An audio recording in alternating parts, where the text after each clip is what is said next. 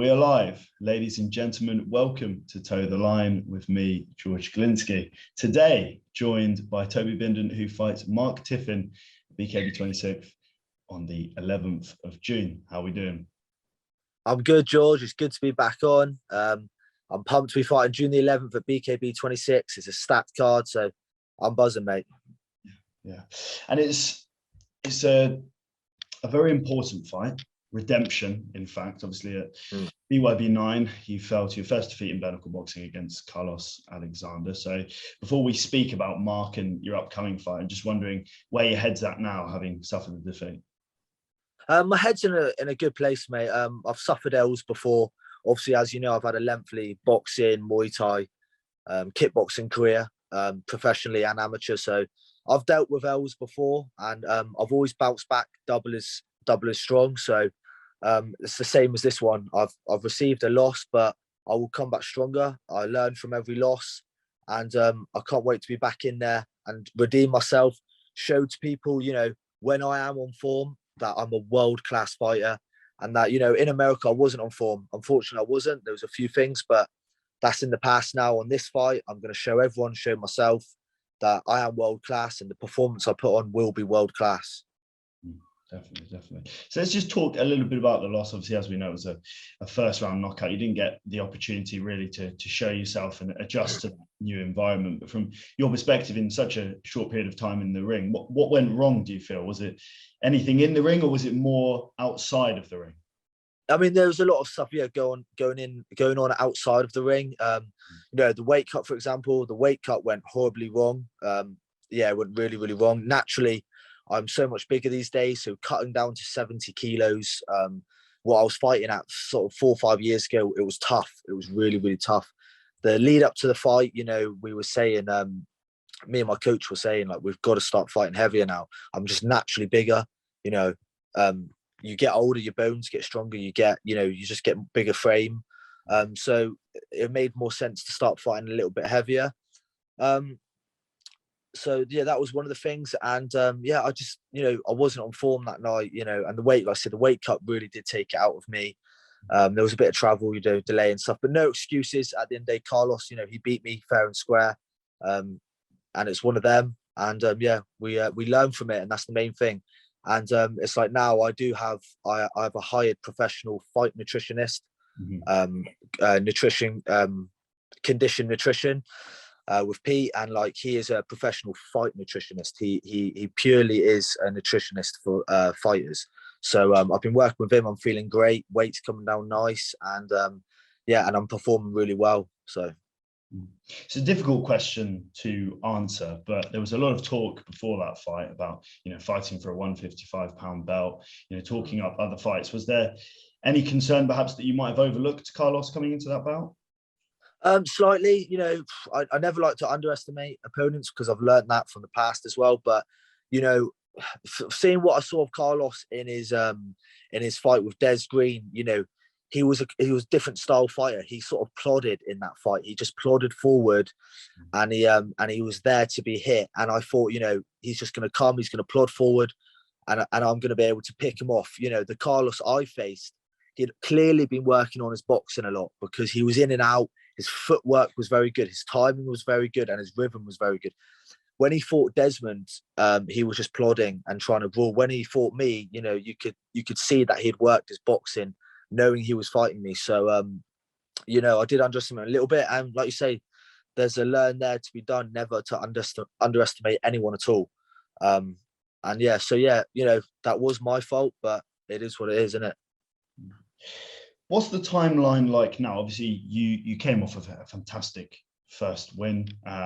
You were looking on a great trajectory there. You take this loss.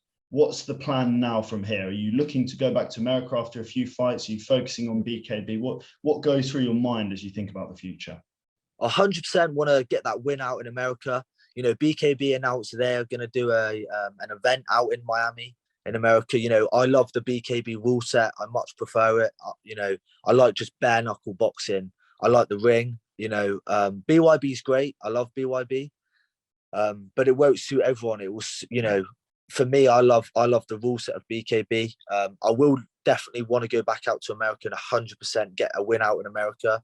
But for me, is to just climb the ladder again. You know, get a few good wins, and do you know what? And just take people out, take everyone out that's put in front of me, whether that be 2 or 3 fights. You know, take people out, and the belts are always in sight. That's why I fight. I don't just fight because I want to win and I want to be a fighter. You know, I'm here to be a champion. I want that Police Gazette belt. I want the British title, and I want a world title.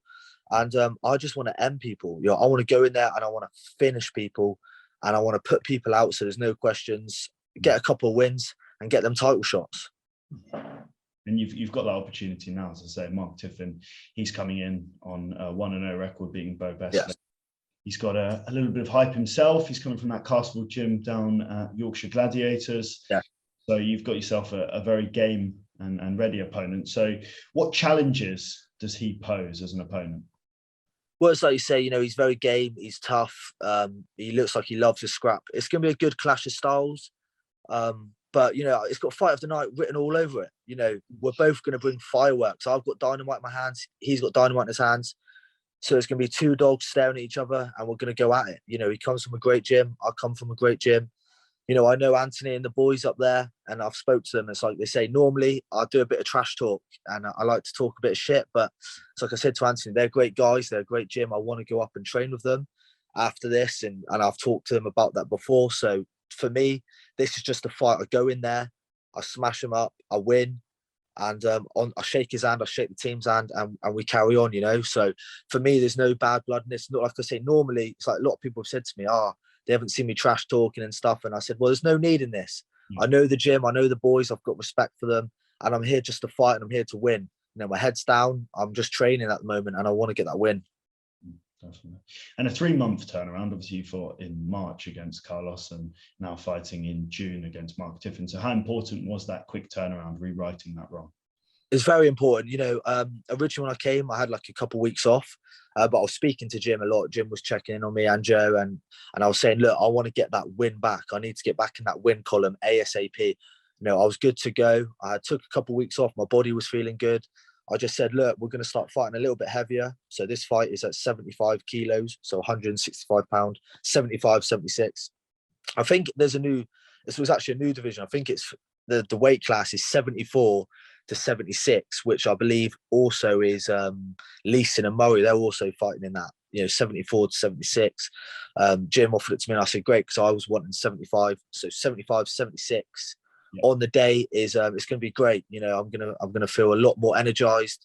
I'm gonna be hitting a lot harder, and I've still got my speed. You know, so I'm really looking forward to it. And you mentioned weight cuts and weight classes there. It's something we don't see enough in combat sports. I'm assuming you are now an advocate for it, but the same day weigh-ins, you know, have got to be a massive benefit, not only for your recovery, but also all of that water around the brain. There's just so much scientific proof that it is a much better thing for fighters to do. Are you in agreement in that fact?